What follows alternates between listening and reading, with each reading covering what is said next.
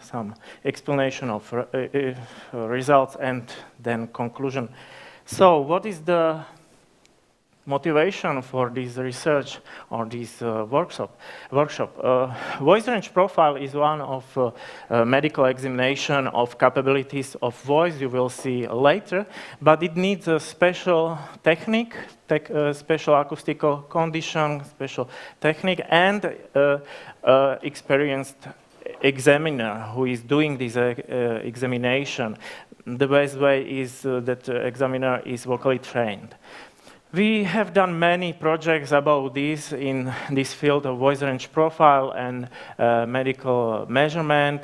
And the first was our connection with CESNET, and we focused on collection of data of voice range profile from different medical partners here in Czech Republic. We developed a server with measurement software and hardware, you will see later.